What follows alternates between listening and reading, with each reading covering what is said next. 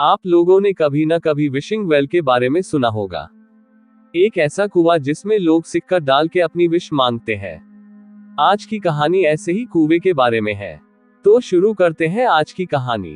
कई साल पहले इंग्लैंड में एक विशेष बोर्डिंग स्कूल था जिसमें एक स्काउट दल था। स्काउट दल का नेता एक टीचर था और हर माह एक वीकेंड वह स्काउट्स को कैंपिंग यात्रा पर ले जाता था।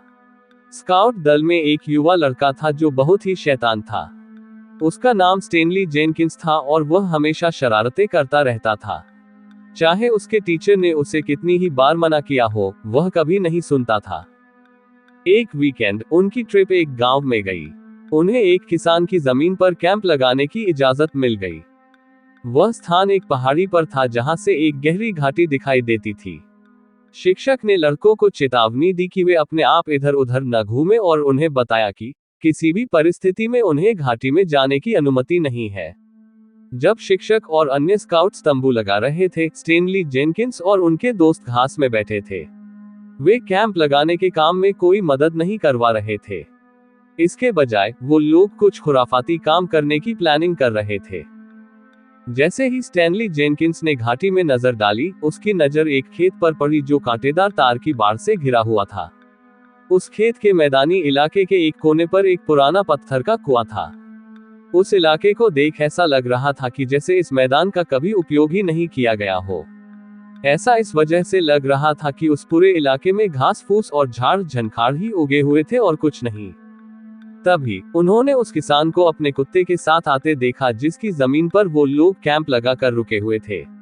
जैसे ही वह उन लोगों के पास से गुजरा, स्टेनली जेनकिंस ने उसकी ओर हाथ हिलाया और किसान बात करने के लिए रुक गया। स्टेनली ने उस किसान से सवाल किया, उस मैदान में नीचे क्या है? वह जिसके अंदर कुआं है। किसान ने जवाब दिया, यह एक विशिंग वेल है, लेकिन तुम लोगों को वहां नीचे जाने की परमिशन नहीं है। मुझे उम्मीद है कि आपके टीचर ने आपको यह बताया होगा। विशिंग वेल, स्टेनली जेनकिंस ने कुछ सोचते हुए कहा। तुम्हारा मतलब है कि अगर तुम कुएं में कुछ पैसे फेंक दो तो तुम अपनी एक इच्छा पूरी कर सकते हो? उसने किसान की हंसी उड़ाते हुए कहा। मुझे नहीं पता, किसान ने जवाब दिया। उसके बाद किसान फिर आगे बोला, गांव वाले इसे यही कहते हैं, लेकिन यहाँ कोई भी व्यक्ति विशिंग वेल के पास नहीं जाता है। जितने सालों से मैं यहाँ रह रहा हूँ, मैंने कभी भी उस इलाके में कदम नहीं रखा। इसमें ऐसी क्या बात है? स्टेनली ने पूछा। मुझे बस इतना पता है कि जानवर भी इस इलाके से दूर रहते हैं। यहाँ तक कि मेरा बूढ़ा कुत्ता भी उस मैदान से होकर नहीं जाएगा और तुम लड़कों को भी नहीं जाना चाहिए, अगर तुम्हारे दिमाग में दिमाग है तो। गांव वालों की माने तो वो इलाका और वो कुआं प्रेतवाधित है। प्रेतवाधित? क्या मजाक है? स्टेनली ने उस किसान का मजाक उड़ाते हुए कहा। स्टेनली ने आगे पूछा, अच्छा तो वो इलाका किससे प्रेतवाधित है? 3 औरतें और एक आदमी, किसान ने बड़ी ही गंभीरता से जवाब दिया। कौन है वो चारों लोग? स्टेनली ने पूछा। इन सब का इतिहास मेरे समय से पहले का है, किसान ने जवाब दिया।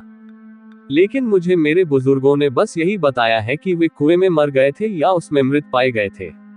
मैंने उन चारों को एक बार देखा था। उस दिन मैं घर लौट रहा था, शाम का समय था और मैं इसी टीले पर खड़ा था।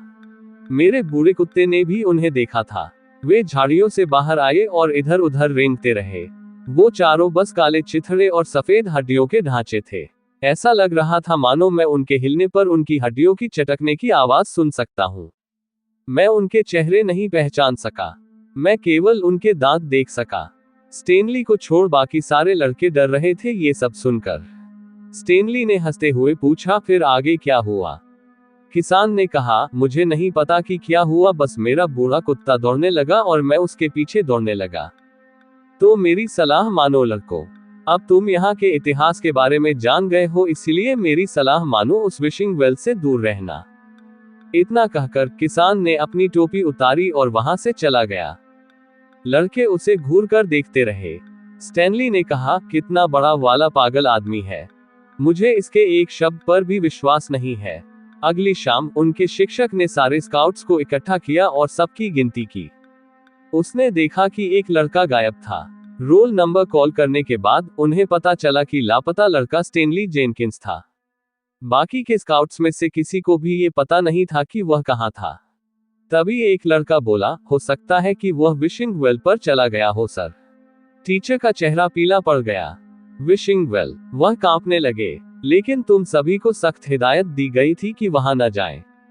वो सब मिलकर पहाड़ी के शिखर पर चले गए और नीचे घाटी में देखने लगे। अंधेरा होने लगा था और ठंड भी बढ़ने लगी थी, लेकिन सोचने वाली बात यह थी कि उस समय वहां हवा का एक झोंका तक नहीं था। क्या कोई उसे देख सकता है? टीचर ने सभी से पूछा। वो रहा सर, लड़कों में से एक ने कहा, कटीले तारों की बाढ़ को पार कर रहा है।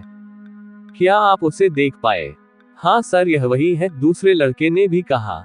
मैं उसका स्वेटर पहचानता हूँ सर, वो विशिंग वेल की ओर अपना रास्ता बना रहा है।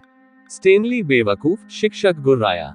उसी समय लड़कों में से एक ने डर के मारे तेज चीख निकाली और अपनी आंखें बंद कर ली। रास्ते में वह काली चीज क्या है? एक और लड़का चिल्लाया। चारों पैरों पर रेंगते हुए, यह एक औरत लग रही है। हे भगवान, मुझे उसकी ओर देखने मत दो, शिक्षक ने जोर से कहा। टीचर ने अपने आप को संभाला और बोला, मैं वहां नीचे जा रहा हूं। हैनकॉक और फॉटलेबी, तुम किसान के घर जाओ और मदद लाओ। बाकी लड़के यहीं रहना और हिलना नहीं। लड़कों को पहाड़ी पर अकेला छोड़कर अब शिक्षक बिना देर करे नीचे मैदान की ओर भागा।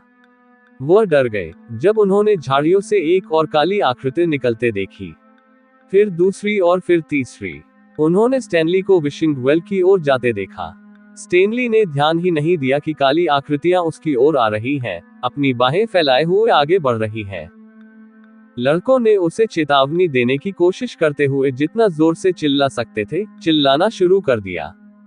जैसे ही वह विशिंग वेल के पास पहुंचा, स्टेनली को अपने साथियों की चीखें सुनाई देने लगी। वह अचानक रुका और घूम गया। फिर उसने जो देखा उसने उसे इतना ज्यादा डरा दिया कि जब वो चीखा तो उसकी चीख पहाड़ी पर मौजूद किसी भी लड़के की तुलना में ज्यादा तेज और भयानक थी, लेकिन अब बहुत देर हो चुकी थी। काली परछाइयां उसे अब चारों तरफ से घेर चुकी थी। आखिरकार उन परछाइयों ने उस पर हमला कर दिया। पहाड़ी पर खड़े लड़के रूह कपा देने वाली खामोशी से नीचे के दृश्य को देखते रहे। जब वे स्टेनली का भयानक संघर्ष देख रहे थे तो वे मुश्किल से सांस ले पा रहे थे। एक परछाई का हुड पीछे की ओर गिर गया, जिससे बालों की रेशेदार लटों के साथ एक सफेद खोपड़ी दिखाई देने लगी। उन चारों की टेढ़ी मेढ़ी हड्डीदार उंगलियां स्टैनली को चीर फाड़ रही थी और जल्द ही उसकी भयानक दर्द भरी चीख पुकार बंद हो गई। लड़कों ने अपने शिक्षक को मैदान की ओर भागते हुए देखा। वह कांटेदार तार की बाढ़ को पार कर गए, लेकिन फिर कुछ सोचकर रुक गए और आगे नहीं गए। किसान भी वहां कई पुलिसकर्मियों के साथ पहुंचा।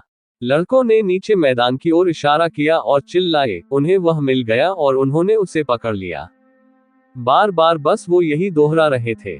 लड़कों को डर के मारे सदमे में आया देख पुलिसकर्मी नीचे घाटी की तरफ भागे। टीचर और सभी लड़कों को वापस स्कूल ले जाया गया। उनमें से कुछ इतने सदमे में थे कि उन्होंने बाद में स्कूल छोड़ दिया। शिक्षक पूरी रात पुलिस के साथ वहीं रहे। अगली सुबह उन्हें विशिंग वेल के तल पर स्टेनली जेनकिंस का बचा हुआ हिस्सा मिला। उसके टुकड़े टुकड़े कर दिए गए थे। उसके माता पिता उसकी लाश के बचे हुए अवशेष लेने आए। किसान ने भी खेत के उस इलाके में कटीले तारों की एक और बाड़ लगा दी और बड़े बड़े लाल अक्षरों में खतरा और बाहर रहो लिखकर बड़े बड़े बोर्ड लगा दिए। उस इलाके के स्थानीय लोगों का कहना है कि यह मैदान अब 5 भूतिया काली परछाइयों से घिरा हुआ है। 3 महिलाएं, 1 पुरुष और 1 जवान लड़का। तो दोस्तों, मैं उम्मीद करता हूँ आपको ये जानकारी पसंद आई होगी। अगर आपको कहानी पसंद आई तो मेरे चैनल को लाइक एंड सब्सक्राइब करें और अपना सपोर्ट दें। मेरे चैनल पर और भी इंटरेस्टिंग कहानियां और जानकारियां आपको मिलेंगी, तो सब्सक्राइब करें और कहानियां एंजॉय करें। जय श्री राम।